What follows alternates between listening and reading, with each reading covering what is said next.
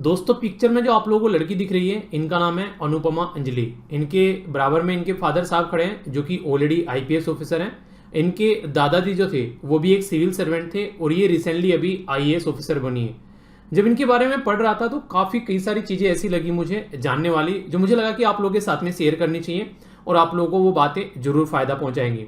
सबसे इंपॉर्टेंट बात जो यहाँ पर है, आप लोगों को अभी मैंने बताया कि इनके फादर साहब जो हैं वो आईपीएस ऑफिसर हैं, ऑलरेडी एक सिविल सर्वेंट, और इनके दादाजी भी एक सिविल सर्वेंट रह चुके हैं। एक ऐसे परिवार से आने वाली लड़की ये बोल रही है कि डेली नेगेटिव थॉट आते थे माइंड में। कई बार मन करता था कि पता नहीं हो पाएगा नहीं हो पाएगा, और कई बार इंसान जो है इन नेगेटिव थॉट के साथ में क्या करता है, वो डिप्रेशन का शिकार हो जाता है। तो ये वो एक ऐसी लड़की बोल रही है जिसके घर का माहौल ऐसा है कि खुद उसके घर में से ऑलरेडी सिविल सर्वेंट हैं और प्रेजेंट टाइम पर उसके फादर साहब जो कि अभी जॉब भी कर रहे हैं। तो आप लोग समझ सकते हैं कि नॉर्मल इंसान की क्या हालत होती होगी।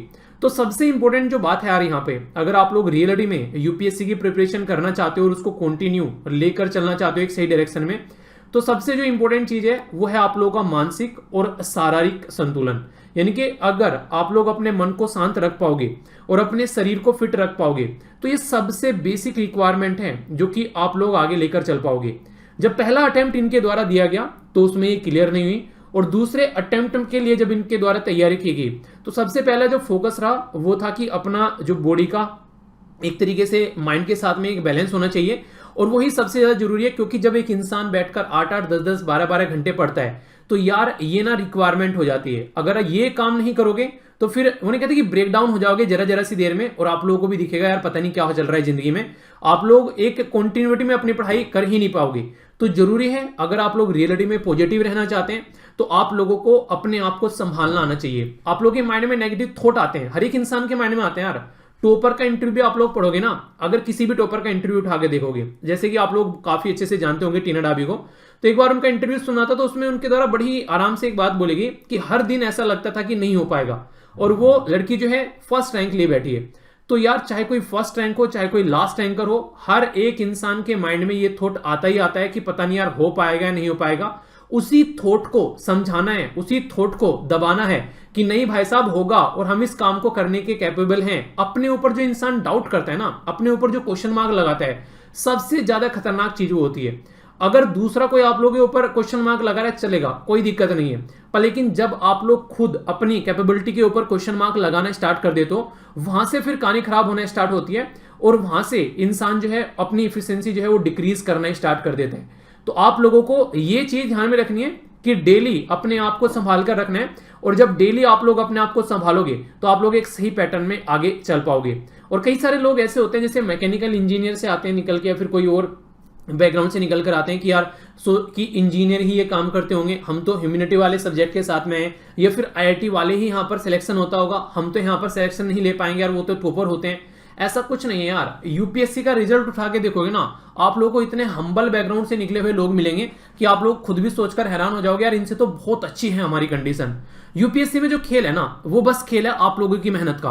आप लोग कितने अच्छे से मेहनत कर पा रहे हैं सही डायरेक्शन में, वो पूरा खेल है, और हर एक चीज में कितना आप लोग बैलेंस बना पा रहे हैं वही कमाल करके लेके जाने वाला है लास्ट में, अगर इन दोनों चीजों को आप लोग लेकर चल पाए। क्योंकि अगर बात करें, अगर आप लोगों ने हार मान ली, ठीक है, तो हार मान ली तो फिर सारी चीजें खत्म है। पर लेकिन अगर आप लोग टिके रहे, वो नहीं कहते कि ग्राउंड में जब तक टिके रहो तब तक बॉल आती रहे, तो किसी न किसी बॉल पर तो छक्का लगेगा यार। वो बॉल का वेट आप लोगों को करना है, और उसके लिए आप लोगों को एक बैलेंस बनाना पड़ेगा। इनके द्वारा खुद बोला गया है कि डेली रेगुलर मॉर्निंग में आप लोग यहां पर देख सकते हैं सुबह मेडिटेशन करना। मेडिटेशन अपना अगर आप लोग डेली रेगुलर आधा घंटे अगर कर लेते हैं, और लगभग 10-20 मिनट आप लोग वॉकिंग एक्सरसाइज भी कर लेते हैं, तो ये मोर देन सफिशिएंट है। क्योंकि जितना हैक्टिक आप लोगों का दिन रहता है ना, पूरे दिन बैठकर पढ़ना कॉन्टिन्यूसली एक पोजीशन में, तो वो जरूरी है कि ये सारी चीजें आप लोगों की लाइफ में होनी चाहिए। क्योंकि एक दिन की तैयारी नहीं है यार।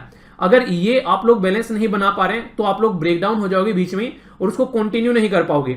और इसमें सबसे ज्यादा जरूरी है वो है यहाँ पर सेल्फ टॉक। ये मुझे काफी इंपॉर्टेंट लगा, जो कि मैं अपनी पर्सनल लाइफ में काफी ज्यादा फॉलो करता हूँ। ये अपने आप से बातें करो, अपने आप से बातें करोगे तो अपने आप को समझा पाओगे, आप लोगों की जिंदगी में क्या सही चल रहा है क्या गलत चल रहा है अपने आप को बता पाओगे। बहुत कम इंसान ऐसे हैं जो अपने आप से बातें नहीं करते हैं। आप लोग खुद बताइए कितने ऐसे भी फैमिली मेंबर ऐसे हैं जो अपने आप से बातें करते हैं।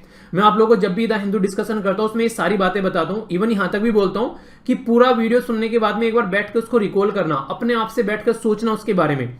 तो उसका मतलब ये होता है कि आप लोग अपने आप को टाइम दो, सोचो कि क्या पढ़ा है, क्या क्या पढ़ाया गया है, क्या क्या पूरे दिन में आप लोगों ने कवर किया है, उसको बैठकर एक बार समझने की कोशिश किया करो। हम लोग क्या करते हैं, पन्ने पलटते रहते हैं और जिंदगी चलती रहती है, एक अगले पन्ने पर पहुंच गए, पिछले पन्ने पर क्या पढ़ा था वो दिमाग से निकल गया। इसका सबसे आसान तरीका है कॉपी पेन लेकर बैठो अपने हाथ में, ताकि आप लोगों का माइंड जो है वो इधर उधर मोंकी माइंड न बने, इधर उधर वो उछल कूद करता न रहे।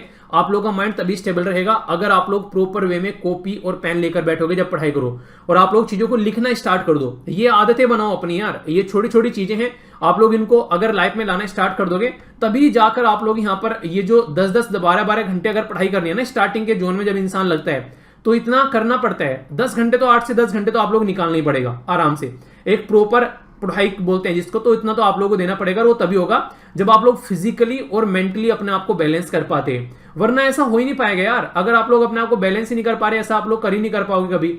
तो पढ़ाई में ब्रेक लेना भी एक इंपॉर्टेंट चीज होती है, यानी कि आप लोगों का दिमाग ऐसा तो है नहीं कि आप लोग रोबोट हो, चल रहा है मशीन चल रहा है, सुबह से शाम तक लगा हुआ है, गर्म हो गया थोड़ी देर के लिए फिर बंद किया फिर से। तो थोड़ा सा मशीन को भी आप लोगों को रेस्ट देना पड़ता है। तो ऐसे ही आप लोग रेस्ट दीजिए अपना, जैसे मैंने आप लोगों को बताया था, जैसे 1 घंटा पढ़े, अगर आप लोग 1 घंटा पढ़ना है तो या तो 50 मिनट पढ़ो या फिर 55 मिनट पढ़ो, 5 मिनट का गैप दो या फिर 10 मिनट का गैप दो, फिर से अगर 1 घंटा पढ़ना है तो फिर ऐसे ही करो। तो अगर आप लोगों को 6 घंटे अगर पढ़ने इस तरीके से, तो कोशिश करो कि लगभग 10-10 मिनट के या फिर 5-5 मिनट के गैप दो, और 3-3 घंटे का एक पूरा जो स्लॉट होने के बाद में उसमें लगभग 30 या 20 मिनट का एक गैप दो। इससे क्या रहेगा, आप लोग अपने आप को थाम पाओगे, रेगुलरली एक पैटर्न में लगा पाओगे, और बीच बीच में घूमते रहो यार। आप लोगों को पता है कि जो आप लोगों की बॉडी में ऑक्सीजन है सबसे ज्यादा पोर्शन उसका आप लोगों का दिमाग कंज्यूम करता है। तो इसलिए जरूरी है कि बीच बीच में पानी की सिप लेते रहो आप लोग जब भी पढ़ने बैठो, और ये कोशिश करो कि वॉक करो बीच में, लगभग घंटे में थोड़ा बहुत घूम लो 5-7 मिनट। इससे भी आप लोगों की बॉडी का ब्लड सर्कुलेशन जो होता है वो एक अच्छा ब्लड सर्कुलेशन होगा, और इससे आप लोग अपने आप को अच्छे से मैनेज कर पाओगे। एक जो मुझे काफी इंटरेस्टिंग चीज लगी इनके द्वारा जो बोली गई कि देखिए आप लोगों को ना जब लाइफ में आप लोग रहोगे तो बहुत सारे लोग ऐसे आएंगे आप लोगों की जिंदगी में, फंक्शन आएंगे पता नहीं क्या क्या, आप लोगों को उनको अवॉइड करने हैं। आप लोगों को लगता है कि 1-2 दिन में क्या जा रहा है। एक कोटेशन है जो मैं आप लोगों के साथ में कई बार शेयर कर चुका हूं हिंदू की वीडियो के अंदर भी, और वैसे भी नॉर्मली भी एक शॉर्ट भी बनाई थी मैंने उसके ऊपर। अगर 2 दिन, ओनली 2 दिन अगर आप लोग अपने डिसिप्लिन को फॉलो नहीं करते हैं तो एक तरीके से आप लोग ये बोल सकते हैं कि 2 दिन का प्रोकास्टिनेशन, 2 दिन अगर आप लोग अपने पैटर्न को फॉलो नहीं करते हैं तो 2 महीने की जो आप लोगों ने मेहनत की है एक डिसिप्लिन में अपनी लाइफ को लाने में, वो आप लोग बर्बाद कर बैठते हो।